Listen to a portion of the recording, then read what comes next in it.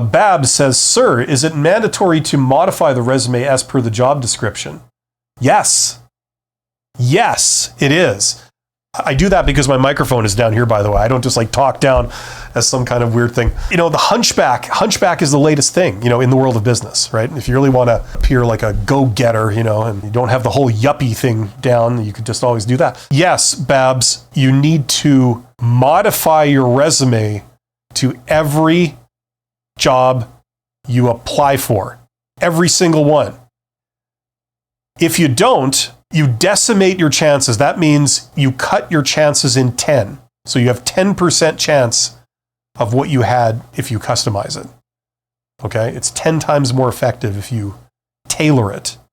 So the problem, and I had this problem many years ago because I had my resume written by a professional resume writer. I paid like, 4 figures to someone to write me this amazing resume, and it worked. But the problem is that if you're going for other types of jobs like posted jobs, which I wasn't really going for, but you have this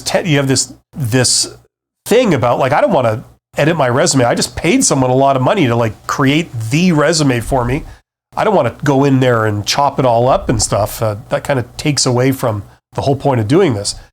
That might be making you not want to customize it. The other reason is that you could apply for a greater number of jobs. If you don't customize it, you could just blast it out to every job. But if you look at the results of doing that, right, the quantity approach versus tailoring your resume to every job and then not being able to apply for quite as many jobs, which one produces the best results? The tailoring, by far. You see, like I mentioned earlier in this live stream, if you're applying just to posted jobs, okay, that's all you're doing. And just so you know, that's only about 20% of the jobs that are actually out there. You're only applying to the posted jobs, the ones that are posted publicly. Those jobs are getting so much attention. So typically you get hundreds and hundreds of applicants applying for each one, right? So if there's hundreds and hundreds of applicants, like you're going in with like 800 people to compete for one job, they can afford to really pick and choose. They can afford to get like exactly what they said they were looking for, or something extremely close to it. Now, the odds are is that your resume is not going to be a perfect match for whatever they said they're looking for. Just the odds. You're not just going to happen to have every single thing they said in order using their terminology. You're not going to have that. You're going to have other things. We're all individuals. So what you need to do is you need to send in a resume that like is an exact match or as close as possible to what they said they were looking for. They're not interested in what you can bring that they haven't considered.